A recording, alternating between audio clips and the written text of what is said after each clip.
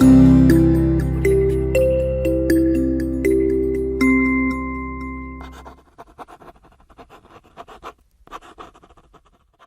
students. Yes, today we are going to start with a new chapter, functions. It is like we are moving from the basic programming to the advanced programming, where we are going to see what is a function, why do we need a function, and what are the types of functions we are going to use, and also about the syntax of function and the implementation of function in Python. So, chapter 3, functions. Let's see what is a function. Yes, when we have n number of codes to be written for a program, what do? We write it in a sequential manner. When the count is very high, that is count of lines are very high, and in future when we try to locate the mistake or any updates we want to make, it will be very difficult to locate. So what do?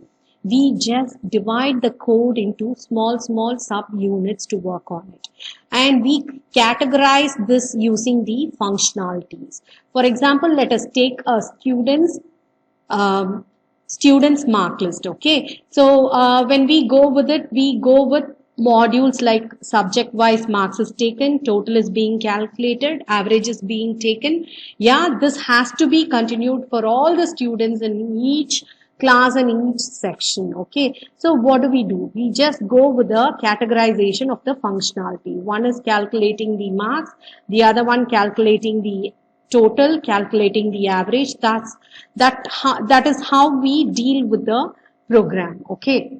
So here each and every functionality is written under a name called a function, which helps us to work out efficiently. Okay, and here we need not recode things again and again. Okay, we can reuse the same code again and again. So that is the use of function. A function is a group of statements that is executed when it is called from some point of the program. Actually, it is a divide and conquer approach. Now let's see, why do we need a function? As I have already explained, it is easy program handling, okay? So whenever there is an update, you just locate the place using the functionality, you get into that particular function and you update. And the related changes will also be very easy to locate, and it is very easy to work it out. So reduce the size of the program. Yes, we are just dividing it. So the work will be concentrated on a certain part of the program only. Reduces the repeated statements. Yes, wherever needed, we just call the function. We need not rewrite the statements. So that is one of the advantages of functions. Ambiguity. What do you mean by ambiguity?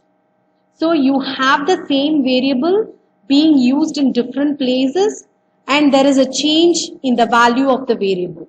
If the change is made in one place, that change should be reflected in all the places wherever the variable is being used. So only then the program is consistent. So here, if the change is not reflected, or you have two values for one variable, then we call it as ambiguity. This ambiguity is reduced because all related places will reflect the same change, since we just call the function there instead of rewriting the code. Make program more readable and understandable. Yeah, because it is categorized and subdivided. So this helps to understand and read the program very easily.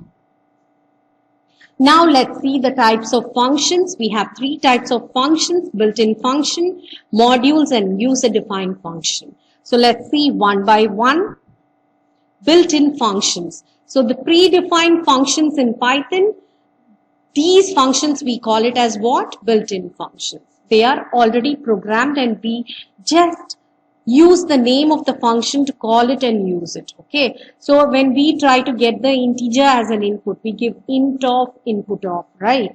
So there, int is a built-in function, float is a built-in function, str of is a built-in function, min, max, everything is a built-in function. Modules. So module, Yeah, it is a collection of functions. It is a collection of functions, variables, constants, classes. Yeah, when we get into OOPS concept, we get the class into picture. Okay, so the module will have a collection. It's like a library which has a collection of all predefined values, variables, functions, constants. Yeah, and we store it in a separate file in a separate place, and we reuse it every time when needed. Next is how to import statements. We have two kinds of import statement. One is import statement. The other one is from statement. So when we try to import the module in method 1, we actually import the entire module. The syntax is import module name. For example, import math when it comes to mathematical functions. Next method, import all functions or selected ones. Okay, here what do? We use the from clause. Okay, from module name, import function name. For example, from random, import random. Now about user-defined functions. So this is very important, and here what do is we are going to create our own function. Okay, so that's why it is called as user-defined function. Function is a set of statements that performs specific tasks. Let's see the syntax of it. Def, function name, and the list of parameters. You can either specify the parameters or the function can be defined without parameters. Then comes the block of statements. How to create a function in Python. So let's see the steps in creating a function. A function can be written in Python like this. Okay, here it is given. Okay, so this is a small sample function which we have written. Calc underscore add off. Here we don't have a parameter. According to the syntax we saw, def is the keyword to define a function. Then comes the function name. Here when we define the function name, we have certain rules to be followed. It must start with alphabets only, doesn't have special characters like dollar, pound, @ symbol and all. We don't even use space, only underscore is allowed. Okay, so keywords cannot be used as function name, and all other rules are similar to the identifiers convention, naming convention rules. Okay, so now let's see. Def is the function keyword, which means that the function is to be defined, after which we give the function's name. So here we follow the rules to define the function name. Here we have used calc underscore add, and after we have close and open brackets where we have no parameters, because parameters is optional. If you want, you can transfer values or you can leave it. Input, yes. The next statement. After the colon, we have the block of statements for the function, and we have a right indentation there. So A and B are the input variables. Then comes the process. Number 3 specifies input. Number 4 specifies the process statement. C is equal to A plus B. And number 5 specifies the print, that is output statement. Okay. So this is how we define a function. Now we have defined the function, and to make it executed, we need to call it somewhere inside the program. Okay.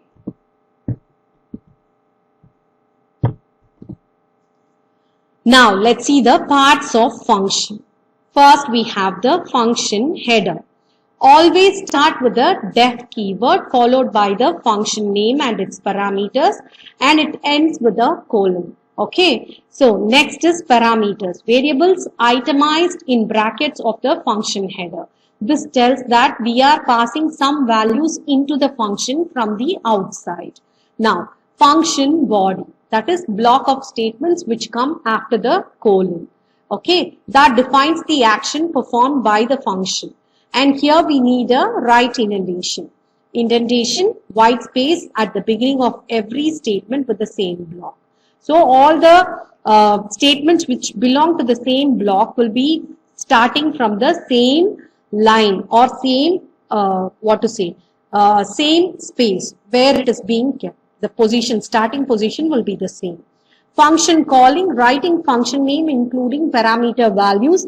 Actually, only when the function is called, the function will be executed. So after writing the function, it must be invoked or called. Okay, what are the steps we do? Save a program, click run or press the F5 function. So now interactive mode will appear with the message restart. Write a function call statement as shown in the below image. That is this. Yeah, this is how we give. In interactive mode, we give the function name. Automatically, the function is executed and it prompts for the inputs and gives the output. Clear? This is how we invoke the function. The same function can also be invoked within the program or other programs also. Let's proceed with the next step. A function call statement is just like a function name with required parameters. Press enter and supply input as per the requirements. That's what we did here. Okay. So this is an example. Please go through. This actually is used to call this particular function. Okay. Now let's see the flow of execution in function call. So once a function is called, what happens?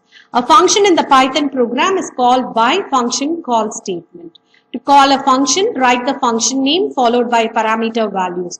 But for the above example, we don't have any parameters. A block of statement is executed in the execution frame. When a function is called, an execution frame is created and the control is transferred to the first statement of the block. Within the execution frame, the statements written in the function body is executed and a value is returned, okay, according to the last statement. Python follows top to bottom approach for executing program. Here we ignore the comments because comments are only docstrings or non-executable statements. Okay, so these statements are not needed for the interpreter or the compiler. It is only for the use of the programmer for his understanding. If Python notices function definition with a def statement, it just executes the function header line and skips all the statements in the function body. These statements execute when a function will be called. Okay, only if the function is called, that particular or the respective function will be identified using the def statement, and further, if it is matching, then only that particular function will be executed. Otherwise, it just skips, goes to the next statement after the program's last statement and starts executing. So this is how the function is executed. Okay? Yes, we have come to the end of this session. Here we have seen about what is a function, what are the needs for using a function, types of function, that is built-in, modules and user-defined functions, and the implementation of functions in Python. We will also continue with functions in the next session.